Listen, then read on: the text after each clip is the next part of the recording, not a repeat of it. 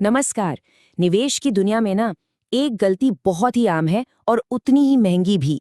आज हम एक कहानी के जरिए समझेंगे कि कैसे इमोशंस और लॉजिक के बीच की लड़ाई में अक्सर एक निवेशक गलत फैसला ले बैठता है। तो चलिए इसी सोच के साथ कहानी में आगे बढ़ते हैं।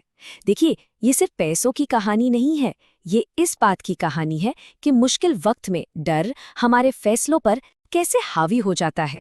तो मिलिए राहुल से, एक बिल्कुल आम इंसान, हम सब की तरह, जिसके कुछ सपने थे और उन सपनों को पूरा करने का एक प्लान भी था। लेकिन बस एक गलती और सब कुछ बदल गया। तो चलिए सबसे पहले राहुल की दुनिया को समझते हैं। वो एक अनुशासित नौकरी पेशा इंसान था जिसकी जिंदगी बिल्कुल सही रास्ते पर चल रही थी। राहुल की उम्र थी 30 साल, मतलब एक ऐसी उम्र जहां भविष्य को सिक्योर करने की सोच शुरू हो ही जाती है। महीने के 45,000 रुपए कमाता था। कह सकते हैं एक सामान्य मिडिल क्लास जिंदगी जहां हर एक रुपया मायने रखता है। और देखिए, इसी सैलरी में से वो हर महीने 4,000 रुपए की एसआईपी करता था। ये चीज उसके अनुशासन और अपने भविष्य के लिए उसकी प्लानिंग को दिखाती है। उसका सपना भी कोई बहुत बड़ा नहीं था। वो बस इतना चाहता था कि भविष्य में पैसों को लेकर कोई टेंशन न रहे। सब कुछ एकदम परफेक्ट चल रहा था, जब तक कि जिंदगी ने एक यू टर्न नहीं लिया। और यहीं से कहानी पूरी तरह बदल जाती है। एक ऐसी घटना हुई जिसने राहुल के मन में डर पैदा कर दिया और फिर उसी डर ने उससे एक बहुत गलत फैसला करवा दिया। हुआ ये कि उसकी कंपनी में छटनी हुई और राहुल की नौकरी चली गई। अचानक से उसकी आमदनी जीरो हो गई। अब सोचिए, घर का किराया, ईएमआई, दूसरे खर्चे सब एक साथ पहाड़ जैसे लगने लगे। जाहिर है उसके दिमाग में बस एक ही सवाल घूम रहा था, अब ये एसआईपी कैसे चलाऊं? ये एक ऐसा सवाल है जो ऐसी हालत में शायद किसी के भी मन में आ सकता है ना? उसने अपने दोस्तों से सलाह ली और सलाह भी वही मिली जो अक्सर मिलती है।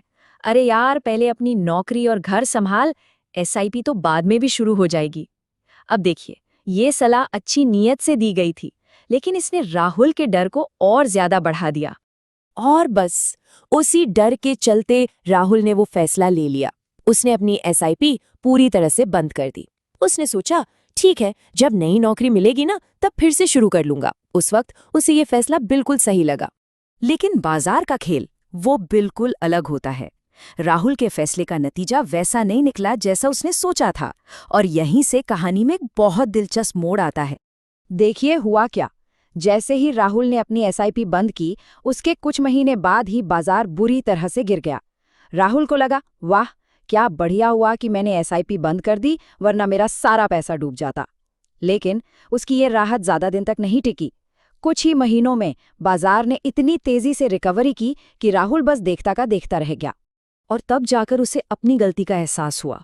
उसे समझ आया कि अरे, जब बाजार गिरा था वही तो सबसे अच्छा मौका था कम दाम पर ज्यादा यूनिट्स खरीदने का, जिसे कहते हैं बाइंग द डिप। उसने डर में आकर निवेश का एक सुनहरा मौका गंवा दिया था।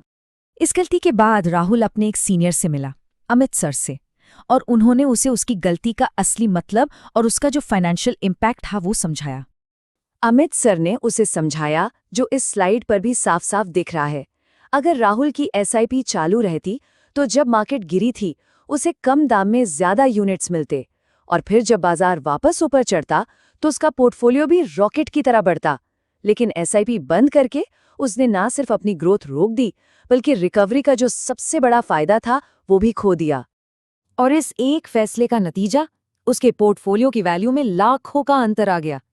ये सिर्फ एक मौका नहीं था जो उसने खोया था, ये उसके भविष्य के सपनों पर एक बहुत बड़ी चोट थी। अमित सर ने उसे एक बहुत बहुत जरूरी बात समझाई। उन्होंने कहा, राहुल, एसआईपी तुम्हारी नौकरी या सैलरी पर निर्भर नहीं करती, ये तुम्हारे अनुशासन पर चलती है।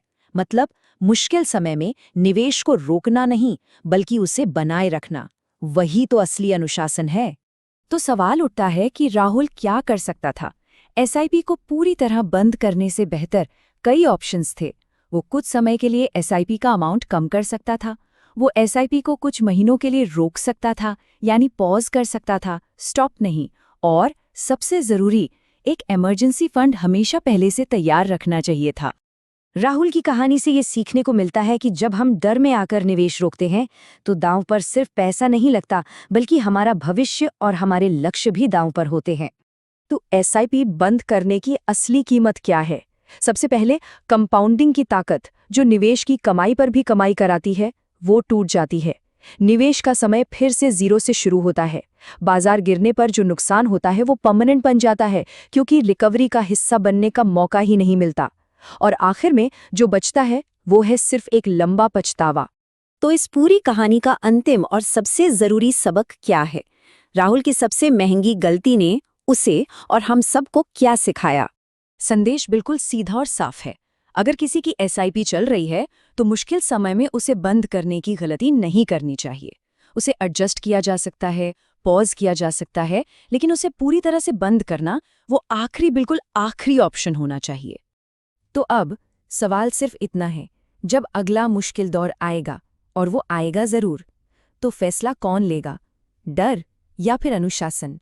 इस पर सोचिएगा जरूर।